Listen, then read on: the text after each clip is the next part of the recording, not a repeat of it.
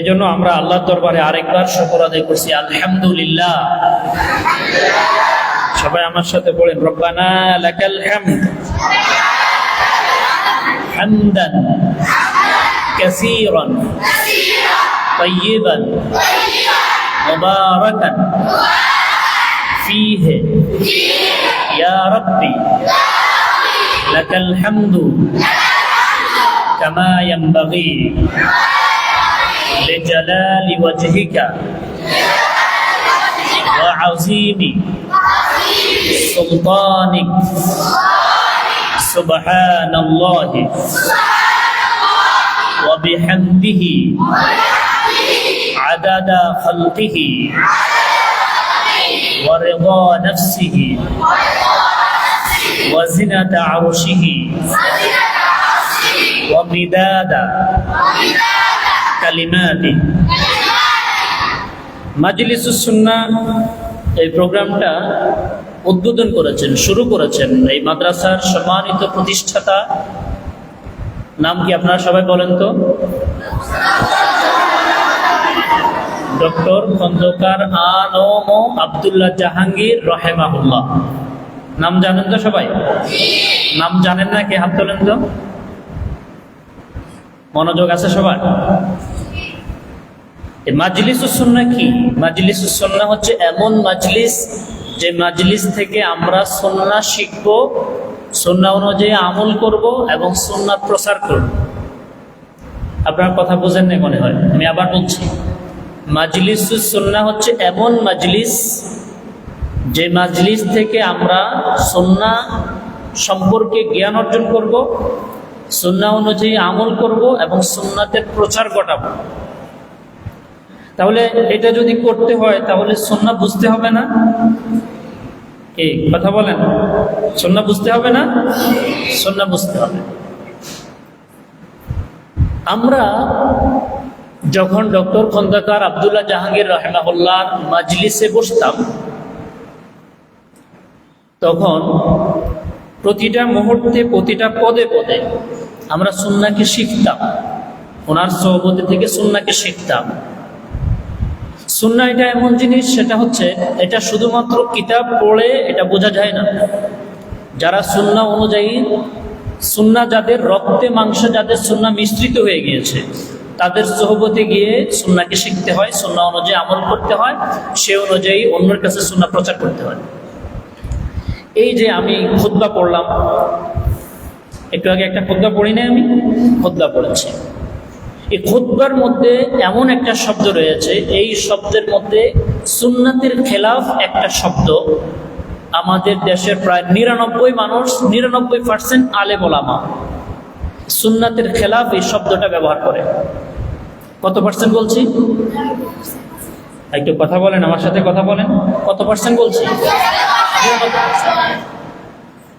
সেটা কি? সেটা হচ্ছে আমি খুতবার মধ্যে বলেছিলাম, ইন্নাল হামদালিল্লাহ নাহমাদুহু ওয়া নাস্তাঈনুহু ওয়া নাস্তাগফিরুহ। বলছি গোমারছে, ওয়া নাউযু বিল্লাহি মিন শুরুরি ওয়া মিন সাইয়্যাতি মান ইয়াহদিহিল্লাহু ফালা ওয়া মান ইউদ্লিল ফালা হাদিয়া। এরপর আমি কি বলছি?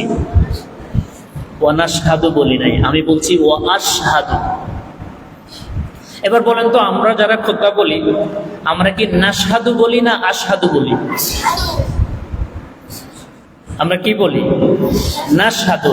নাহমাদু, নাস্তাঈনু, নাস্তাগফিরু এগুলোর সাথে আমরা কি নাশহাদু বলি না আশহাদু বলি? আমরা বলি নাশহাদু। আমরা কি বলি? নাশহাদু। কিন্তু এই ক্ষেত্রে সুন্নাত হচ্ছে আশহাদু বলা। কি বলা? মনে থাকবে সবার? এবার এই সুন্নাহ আমি যে বলছি, আমার এই কথা তো চোখ বুঝে মানা যাবে না। আমরা যে খুতবা পড়েছি, এই খুতবাটা হাদিসের কিতাবের মধ্যে বুখারী, মুসলিম, তিরমিজি, নাসাঈ, ইবনে মাজাহ, আবু দাউদ, শুধু খুতবাতুল হাজা যেটা আমরা বলেছি, এটাকে বলা হয় খুতবাতুল হাজা। খুতবাতুল হাজাতের উপরে আলাদা কিতাব লেখা আছে ইমামদের। সেখানে এবং মক্কা মদিনার ইমাম এবং আরব বিশ্বের ওলামায়ে কেরামের খুতবা শুনলে আপনি দেখবেন যে তারা সবাই সব জায়গায় বহু বচনের সিগা ব্যবহার করে। নাহমাদু কোন সিগা বলেন? মিজানের ছাত্র নাই, নাহমিনের ছাত্র নাই? নাহমাদু কোন সিগা? ওয়াহিদ মুতাকাল্লিম না জাম মুতাকাল্লিম? আশহাদু কি ওয়াহিদ মুতাকাল্লিম। খুব ভালো করে বোঝেন। প্রথম কথা হচ্ছে হাদিসের মধ্যে এবং যারা সুন্নাহর সাথে যাদের রক্ত মাংস মিশ্রিত হয়েছে, এবং আমাদের উস্তাদ ডক্টর আব্দুল্লাহ জাহাঙ্গীর রহমতুল্লাহ আলাইহির যত বক্তব্য আপনার সামনে পড়বে, যত খুতবা সামনে পড়বে, সব জায়গায় আপনি দেখতে পাবেন সেখানের মধ্যে উনি নাশহাদু না বলে তিনি বলেন কি আশহাদু। নাশহাদু না বলে কি বলেন? আশহাদু। মৌলিকভাবে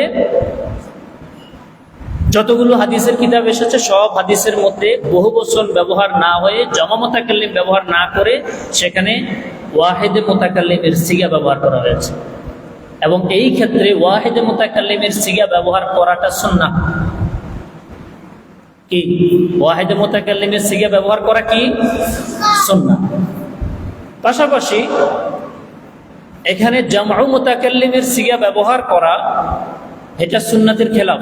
ইমাম ইবনু তাইমিয়া রাহিমাহুল্লাহ তিনি এর একটি ব্যাখ্যা দাঁড় করিয়েছেন, কারণ দাঁড় করিয়েছেন। সেটি হচ্ছে আমরা একে অপরের সাথে একে অপরের জন্য সবাই মিলে আমি আপনার জন্য ক্ষমা প্রার্থনা করতে পারি, সবাই মিলে নাহমাদু, সবাই মিলে আল্লাহর প্রশংসা করতে পারি, সবাই মিলে আল্লাহ তাআলার কাছে ক্ষমা চাইতে পারি। কিন্তু আশহাদু মানে হচ্ছে আমি সাক্ষ্য দিচ্ছি আল্লাহ ব্যতীত সত্য কোনো ইলাহ নাই। একজনের ইমানের সাক্ষী আরেকজনে দিতে পারবে? কি কথা বলেন না? দিতে পারবে? এই জন্য একজনের ইমানের সাক্ষী যে আরেকজনে দিতে পারবে না, এই জন্য সেই জায়গায় নাশহাদু না বলে নবীজি বলেছেন কি? সবাই বলেন কি বলেছে? আশহাদু। তাহলে আজকের এই প্রোগ্রামটা আজকে যদি আলোচনা নাও হয়, আমরা একটা সুন্নাহ কমপক্ষে শিখলাম। সবাই বলি আলহামদুলিল্লাহ। তাহলে আমরা আজ থেকে আমাদের যখন টানে টানে চলে আসে, জমা মুতাকাল্লিম ব্যবহার করতে করতে টানে টানে চলে আসতে আসতে আমরা কি বলে ফেলি? নাশহাদু বলে ফেলি। তাহলে আমাদের এই জায়গায় যখন আমরা আসবো তখন আমরা সতর্ক থাকবো ইনশাআল্লাহ। সকল ক্ষেত্রে সুন্নাহকে খোঁজ করা এটা মাজলিসুস সুন্নাহর একটা পুরাতন বৈশিষ্ট্য ছিল, যেখানে সুন্নাহ খোঁজ করা হতো এবং এই সুন্নাহ অনুযায়ী আমলের জন্য উদ্বুদ্ধ করা হতো। আমরা যদি সুন্নাহ অনুযায়ী আমল করি তাহলে কি সওয়াব? সুন্নাহ অনুযায়ী আমল করা বিধান কি? ফিকহের ছাত্ররা এখানে আছে। সুন্নাহ অনুযায়ী আমল করা ফরজ, ওয়াজিব, মুস্তাহাব, নফল, সুন্নাহ কোনটা? বলেন। আমরা প্রোগ্রাম, কোনো সমস্যা নাই, আমরা কথা বলতে পারি। সুন্নাহ অনুযায়ী আমল করা ফরজ কাকে বলে বলেন তো? এখানে উপরে ছাত্ররা আছে, বলেন, আমাদের সাথে কথা বলেন। ফরজ বলতে ফরজ এবং ওয়াজিবের মধ্যে পার্থক্য কি বলেন তো একজনে? উস্তাদরা ছাড়া অন্যরা বলবেন। আমাদের উসুলের শাসী ছাত্র উসুলে পড়ছেন এরকম নাই কেউ এখানে? বলেন, আপনারা নির্ভয়ে বলেন, বলবেন কেউ? জি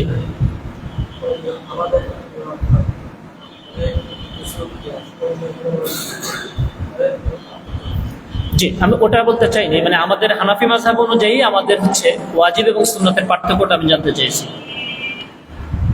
আমরা এক কথায় বুঝি ওয়াজিব যেটা এবং ফরজ যেটা দুইটাই পালন করতে হবে, না পালন করলে গুনাহগার হবে। এই বিষয়ে দুনিয়ার সব মাযহাবের ইমামরা একমত। সুন্নাত বলা হয় সাধারণত যেটা ওয়াজিবের নিচে মুস্তাহাবের উপরে, এটাকে সাধারণত কি বলা হয়? সুন্নাত বলা হয়। এখন সুন্নাহ অনুযায়ী আমল করা এটা কি সুন্নাত, না সুন্নাহ অনুযায়ী আমল করা অন্য কিছু? বুঝেন নাই? প্রশ্ন যদি জটিল হয়ে যায় আমি আবার আপনাদেরকে আকর্ষণ করছি, খেয়াল করুন। সুন্নাহ অনুযায়ী আমল করা ফরজ। আবার একটু কথাটা মুখস্থ করতে হবে। সুন্নাহ অনুযায়ী আমল করা কি? এখনো সবাই বলে নাই। সুন্নাহ অনুযায়ী আমল করা কি? সুন্নাহ দুটি অর্থে ব্যবহার হয়।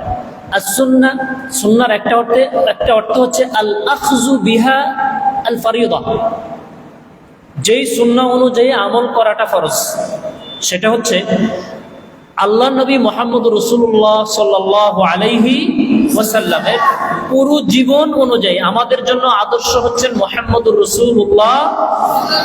নবীজির আদর্শ অনুযায়ী আমাদের জীবন পরিচালনা করা, এটা কি সুন্নাত না ফরজ? না, ফরজ। আমি মনে হয় আপনাদেরকে সব নতুন নতুন কথা বলতেছি। আমাদের এই মজলিসের মধ্যে এই কথাগুলো হওয়ার কথা ছিল অনেক পুরাতন কথা। সুন্নাহ অনুযায়ী চলা, নবীজির আদর্শ চলা, সুন্নাত নামাজ, সুন্নাত নামাজ আছে না, সুন্নাত সালাত আছে না, সুন্নাত সালাত সুন্নাত নিয়মে আদায় করা, নবীজির পদ্ধতিতে সুন্নাত সালাত আদায় করা, এটা ফরজ।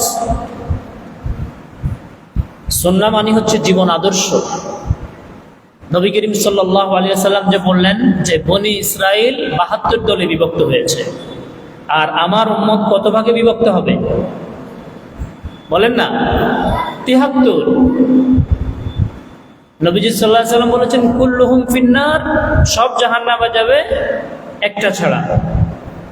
সেটা কি?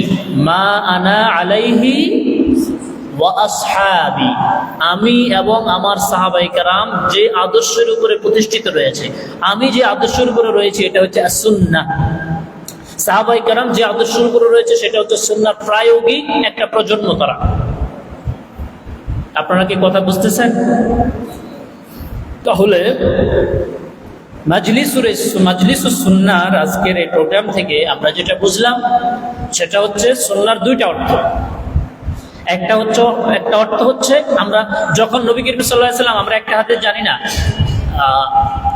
বিদায় হজে নবী করিম সাল্লাল্লাহু আলাইহি ওয়াসাল্লাম বলেছেন তারাকতু ফীকুম আমরাইন লাম তাদিল্লু মা তামাসসাকতুম বিহিমা, আমি তোমাদের কাছে দুইটা জিনিস রেখে গেলাম। একটা হচ্ছে কিতাবুল্লাহ, আল্লাহর কিতাব, আর একটা হচ্ছে সুন্নাত রাসূলি, আল্লাহ রসুলের সুন্নাহ। এই যে আল্লাহ রসুলের সুন্নাহ রেখে গেলেন, এই আল্লাহ রসুলের সুন্নাহ এটা কি ওয়াজিবের নিচে মুস্তাহাবের উপরে ওটা রেখে গেছেন? না, মানে আমি আমার আদর্শ রেখে গিয়েছি, ওই আদর্শ অনুযায়ী চলাটা ফরজ। কি কথা বলছেন সবাই? তো আমি আজকে যে অল্প সময়ে কয়েকটি কথা আপনাদেরকে বলবো। এক নাম্বার, মনে করেছি রাসূলুল্লাহ সাল্লাল্লাহু আলাইহি সাল্লামের কি হক রয়েছে আমাদের উপরে, আমি খুব সংক্ষেপে বলে ফেলবো। এক নাম্বার হচ্ছে তাকদীমু মাহাব্বাতিহি সাল্লাল্লাহু আলাইহি ওয়াসাল্লাম আলা কুল্লি শাই, সব কিছুর চাইতে বেশি ভালোবাসতে হবে আল্লাহর নবী মুহাম্মদ সাল্লাল্লাহু আলাইহি ওয়াসাল্লামকে। একটা হাদিস আছে না, প্রসিদ্ধ হাদিস বুখারীর, লা ইউমিনু আহাদুকুম হাত্তা, আপনারা আমার সাথে কি রাগ করছেন? আপনারা তো এই সব হাদিস আপনাদের মুখস্থ, আমি জানি, কিন্তু আপনারা কথা বলতে হবে। লা ইউমিনু আহাদুকুম হাত্তা আকুনা আহাব্বা ইলাইহি মিন ওয়ালিদিহি ওয়া ওয়ালাদিহি ওয়ান নাসি আজমাইন, তোমাদের কেউ ঈমানদার হবে না যতক্ষণ না তার নিকট তার পিতামাতা, সন্তান সন্ততি, এমনকি পৃথিবীর সবার চাইতে আমি প্রিয় হব, এর আগ পর্যন্ত তোমাদের কারো ঈমান হবে না। আল্লাহ নবী সাল্লাল্লাহু আলাইহি সাল্লাম আরেকদিন বক্তব্য দিচ্ছিলেন, এই সময় এক সাহাবী এসে বললেন, ইয়া রাসূলুল্লাহ মাতা সাআ, কিয়ামত কখন হবে? আল্লাহ নবী সাল্লাল্লাহু আলাইহি সাল্লাম বলেছেন, মা আ'দাদতা লাহা, কিয়ামতের জন্য তুমি কি প্রস্তুতি নিয়েছো?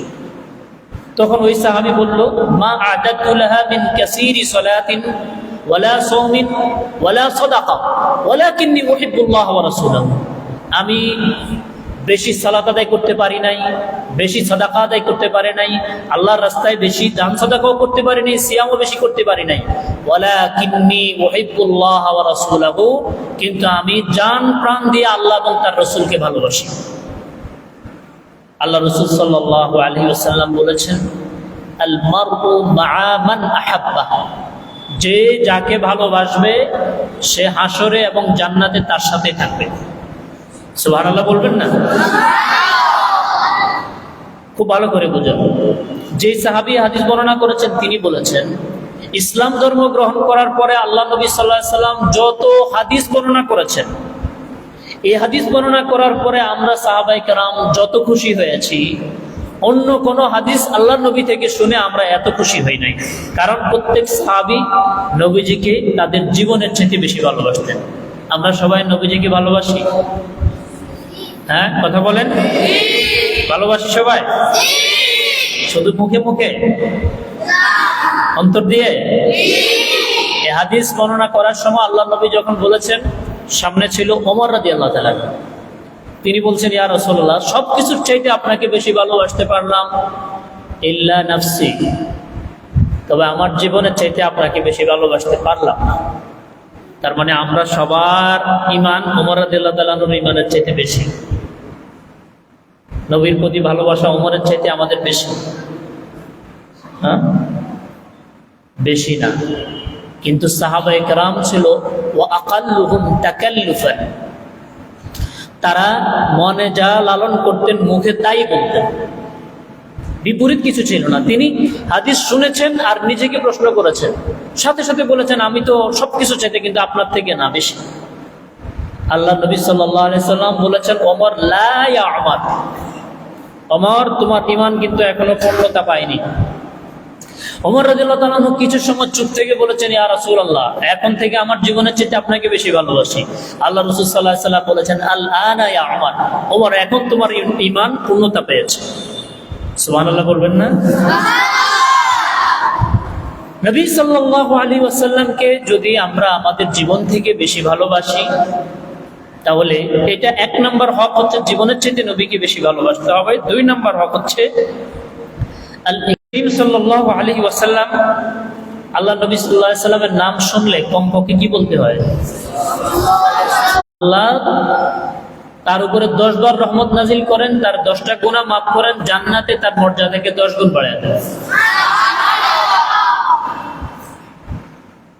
দরুদ শরীফ এটা এমন একটা আমল, রাসূলুল্লাহ সাল্লাল্লাহু আলাইহি ওয়াসাল্লাম বলেছেন, কেউ মাগরিবের পরে 10 বার এবং ফজরের সালাতের পরে যদি কেউ 10 বার দরুদ শরীফ পড়ে, হাল্লাত লাহু শাফাআতি ইয়াউমাল কিয়ামা, কিয়ামতের দিন আমার সুপারিশ তার জন্য ওয়াজিব হয়ে যাবে।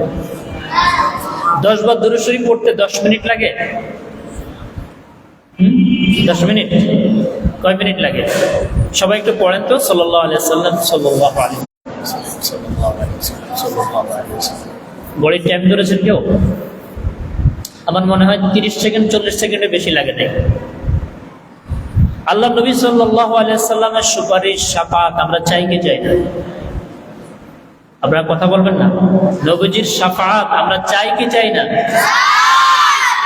তাহলে প্রত্যেক দিন আমরা ধরে নিই 1 মিনিট, ফজরের পরে 1 মিনিট, মাগরিবের পরে 1 মিনিট সাল্লাল্লাহু আলাইহি ওয়াসাল্লাম পড়ে আল্লাহ নবী সাল্লাল্লাহু আলাইহি ওয়াসাল্লামের উপরে দুরূদ শরীফের এই আমলটা আমরা কি চেষ্টা করব? ইনশাআল্লাহ। আল্লাহ আমাদেরকে তৌফিক দান করুন, বলি আমিন। খাসসা লাইলাতুল জুমআহ ওয়া ইয়াউমাল জুমআহ, বিশেষ করে দুরূদ শরীফের আমলটা জুমার রাত এবং জুমার দিনে। জুমার রাত কখন শুরু হয়? বৃহস্পতিবার। বৃহস্পতিবার সূর্যাস্তের পর থেকে জুমার দিন মাগরিবের আগ পর্যন্ত, এই পুরো দিন এবং রাতটাকে বলা হয় জুমাবার। রাসূলুল্লাহ সাল্লাল্লাহু আলাইহি ওয়াসাল্লাম বলছেন, তোমরা জুমার রাতে এবং জুমার দিনে আমার উপরে বেশি বেশি দুরূদ শরীফ পড়ো, ফা ইন্না সালাতাকুম মা'রুদা আলাইয়া, তোমাদের সালাত আমার কাছে পেশ করা হয়। কিভাবে পেশ করা হয় জানেন? রাসূলুল্লাহ সাল্লাল্লাহু আলাইহি ওয়াসাল্লাম বলেছেন, ইন্নাল্লাহা ওয়াক্কালা ফি কবরি মালাকান, আল্লাহ আমার কবরের সমস্ত মানব দানবের শ্রবণ শক্তি একজন ফেরেশতাকে আল্লাহ দান করেছেন। সুবহানাল্লাহ বলবেন না? পৃথিবীর যে কোনো প্রান্ত থেকে যে কোনো ব্যক্তি আল্লাহ নবী সাল্লাল্লাহু আলাইহি ওয়াসাল্লামের উপরে দুরূদ পড়ে, ওই ফেরেশতা আল্লাহ নবী সাল্লাল্লাহু আলাইহি সাল্লামকে বলে, অমুক এলাকার অমুকের সন্তান অমুক আপনার উপরে দুরূদ পড়েছে, আপনি জবাব দেন। আল্লাহ নবী সাল্লাল্লাহু আলাইহি সাল্লাম তখন ওই ব্যক্তির জন্য দুরূদ এবং আল্লাহ তাআলার কাছে তার জন্য দোয়া করেন। সুবহানাল্লাহ। যে দুরূদ শরীফ যত বেশি পড়বে, সে আল্লাহ নবীর দোয়া তত বেশি পাবে। আমাদের দোয়া কবুল নাও হতে পারে, কিন্তু আল্লাহ নবী সাল্লাল্লাহু আলাইহি সাল্লামের দোয়া কবুল হবে কি হবে না বলেন? এরপরে আমাদের যে আমলটি নবীজি সাল্লাল্লাহু আলাইহি সাল্লামের হক বলে গণ্য, সেটি হচ্ছে যতবার কোনো মজলিসে যদি নবী করিম সাল্লাল্লাহু আলাইহি সাল্লামের নাম বলা হয়, তাহলে প্রথমবার সাল্লাল্লাহু আলাইহি ওয়াসাল্লাম পড়া ওয়াজিব। প্রথমবার নবী করিম সাল্লাল্লাহু আলাইহি সাল্লামের উপরে দুরূদ শরীফ পড়া কি ওয়াজিব? فإن سمع مرارا في مجلس واحد, যদি এক মজলিসে বারবার নবী করিম সাল্লাল্লাহু আলাইহি ওয়াসাল্লামের নাম উচ্চারণ হয়, তাহলে বারবার সাল্লাল্লাহু আলাইহি ওয়াসাল্লাম, কমপক্ষে সাল্লাল্লাহু আলাইহি ওয়াসাল্লাম এই দুরূদ শরীফ পড়াটা মুস্তাহাব।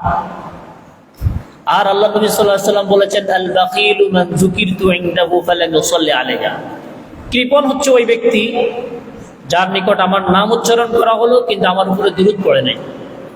আমরা আবার অনেকেই যারা শিক্ষার্থী আছি, আমরা পরীক্ষার খাতায় যখন আসে ক্বালা নবী সাল্লাল্লাহু আলাইহি ওয়াসাল্লাম, সাল্লাল্লাহু আলাইহি ওয়াসাল্লাম আমরা সংক্ষেপে লিখি, সাদ দিয়া দুই পাশে টান দিয়ে দিই, দেই না আমরা অনেকে?